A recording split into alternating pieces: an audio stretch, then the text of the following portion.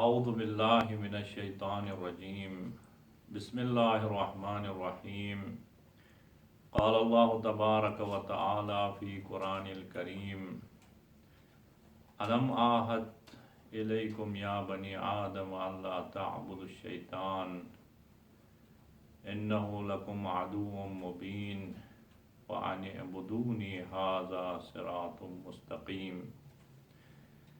خالق کائنات نے انسان کو پیدا کرنے کے ساتھ انسان کا مقصد اور ہدف بھی مشخص فرمایا ہے، اور خداوند عالم اس ہدف کے بارے میں انسان کو متوجہ کرتے ہوئے سورہ مبارک یاسین میں بیان کرتا ہے، الم آہد الیکم یا بنی آدم، اے آدم کے بیٹو، آیا آپ سے میں نے یہ وعدہ نہیں لیا تھا، یہ عہد و پیمان نہیں لیا تھا کہ اللہ تعبد الشیطان، کہ آپ زندگی میں کبھی شیطان کی عبادت نہیں کریں گے۔ کیوں، کس وجہ سے شیطان کی عبادت نہیں کریں گے؟ انہ لکم عدو مبین، کیونکہ میں خالق ہوں، میں آپ کے بارے میں آپ سے زیادہ جانتا ہوں۔ شیطان تو آپ کا کھلم کھلا دشمن ہے، اگر آپ شیطان کی عبادت کرو گے تو شیطان کی طرح آپ بھی راندے درگاہ الہی ہو جاؤ گے، آپ کو جس ہدف کی خاطر میں نے خلق کیا اس ہدف سے آپ دور ہو جاؤ گے۔ وَأَنِ اعْبُدُونِ هَذَا صِرَاطٌ مُسْتَقِيمٌ، اور آپ سے میں نے یہ عہد و پیمان نہیں لیا تھا کہ آپ میری عبادت کریں، اور یہی صراط مستقیم ہے۔ مومنین، اکثر و بیشتر ہم اس خیال میں ہیں کہ عبادت صرف اور صرف نماز، عبادت صرف اور صرف روزہ اور حج و زکوٰۃ ہے، حالانکہ قرآن کی اس آیت کے مطابق عبادت زندگی کے ہر لمحے میں، ہر حالت میں انسان عبادت میں مشغول ہے، اور یا یہ عبادت وہ شیطان کی کر رہا ہے یا رحمان کی کر رہا ہے۔ کسی حالت میں انسان عبادت سے خالی نہیں ہے، اور عبادت کے دو ہی مصادیق ہیں، یا شیطان کی عبادت کر رہا ہے یا رحمان کی عبادت کر رہا ہے۔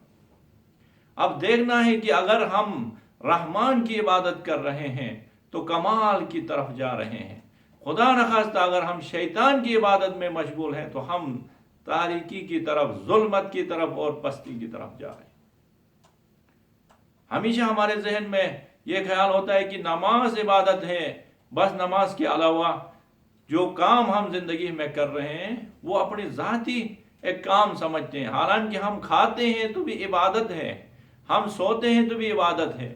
اسی لیے امام محمد تقی علیہ السلام فرماتے ہیں، من اصغى الى ناطق فقد عبد، جو بھی کسی کی باتیں سنتا ہے، کسی کی تقریر سنتا ہے، کسی کی نصیحت سنتا ہے، تو گویا وہ اس کی عبادت کرتا ہے۔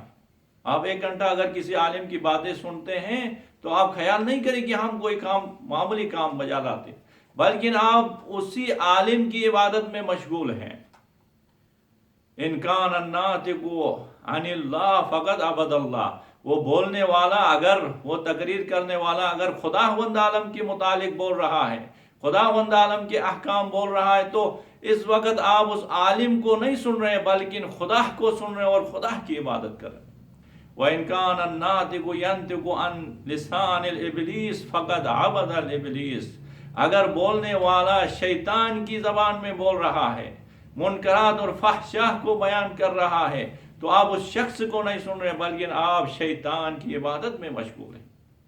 بس انسان 24 گھنٹہ عبادت کی حالت میں ہے، دیکھتے وقت اگر وہ خدا کے بتائے ہوئے فرامین کے مطابق دیکھ رہا ہے تو عبادت کر رہا ہے خدا کی، اگر خدا کی مخالفت میں دیکھ رہا ہے تو وہ شیطان کی عبادت میں مشغول ہے۔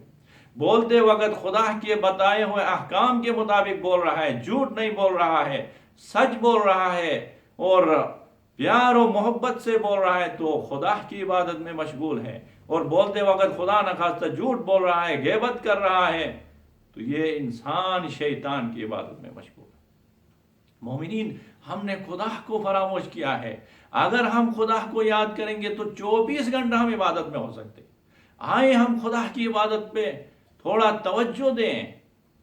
खुदावंद आलम इंसान को मुतवज्जो करा रहे, अलम आहद इलैकुम या बनी आदम, ए आदम के बेटे, आपने मुझसे वादा नहीं किया था कि आप हर हाल में मेरी इबादत में रहेंगे। आए 24 घंटे में कुछ वक्त निकाल के सोचे कि हमने अपनी जिंदगी में कितना खुदा की इबादत की है। कुल जिंदगी में हम इबादत में मशगूल रहे, शैतान की या रहमान की, कुछ सोचें। और सबसे अफजल तरीन इबादत क्या है? फिक्र करना। अफजल इबादत तफक्कुर, गौर व फिक्र करना सबसे अफजल तरीन इबादत है। कुछ तवज्जो जो है वो दुनिया से हटा के सोचें, और सोचने के बाद अपने दिल में खुदा को जगह दें। अब अगर खुदा को हमने दिल में जगह दिया तो हम सबसे अफजल तरीन इबादत में मशगूल हो गए। और जब हमने खुदा को अपने दिल में रखा तो खुदा भी हमें फरामोश नहीं करता है। सूरह मुबारक बकरा में खुदावंद आलम फरमाता है कि फज़कुरूनी अज़कुरकुम, ये मेरा वादा है कि आप मेरी याद करो, मैं आपकी याद करूंगा। फिर खालिक कायनात इस इंसान की याद करे तो ये इंसान जो है वो फरिश्ते से अफजल बनता है। और सबसे अफजल तरीन इबादत दिल में खुदा को जगह देना, दिल में खुदा को हाजिर व नाजिर समझना, ये सबसे अफजल तरीन इबादत है। इमाम मोहम्मद तकी अलैहिस्सलाम फरमाते हैं कि अल क़स्दु इलल्लाह तआला बिल क़ुलूब अबलगु मिन इल्क़ा बिल जवारिह बिल आमाल। खुदावंद आलम तक पहुंचने के लिए दिल से इंसान बहुत जल्दी पहुंच जाता है। खुदावंद आलम तक पहुंचने का रास्ता जो दिल का है वो बहुत ही आसान रास्ता है। और अक्सर इसके कि इंसान आमाल के जरिए से, इबादत के जरिए से अपने एज़ा व जवारिह को थकावट में डाल के खुदा तक पहुंच जाए। इंसान नमाज पढ़ता है, इंसान ज़कात देता है, इंसान मुख्तलिफ किस्म के नेक काम करते वक्त पूरा जिस्म उसका जो है वो सुस्ती में पड़ जाए, पूरी थकावट के साथ जो खुदा तक पहुंचता है उससे बेहतर इबादत इंसान दिल से एक लम्हे में खुदावंद आलम की दरगाह में पहुंच सकता है। एक दिल में एक दफा नेक नियत इंसान, कोई नियत करे इंसान, कोई अच्छी सोचे अच्छी चीज के बारे में, तो इंसान फौरन खुदा तक पहुंच जाता है। बस खुलासा ये है मोमिनीन, इंसान हर हाल में इबादत में मशगूल है, और इबादत या रहमान की कर रहा है या शैतान की। अब हमें सोचना है कि हम किसकी इबादत में मशगूल हैं, और जब हम इबादत में ही हैं तो सबसे अफजल तरीन इबादत करें। और सबसे अफजल तरीन इबादत दिल के ज़रिए से है, और दिल के ज़रिए से इबादत दिल में खुदा को जगह दें, अपने हवास को, अपने तवज्जो को खुदा के लिए खास करें।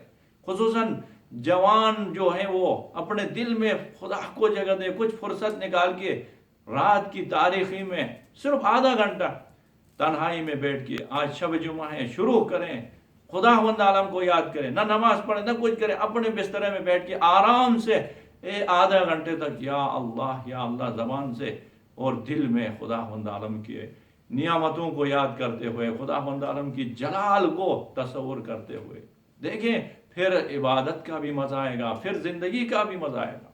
खुदावंद आलम की दरगाह में दुआ हो कि खुदावंद आलम हमें दिल से खुदा की इबादत करने की तौफीक नसीब फरमाए।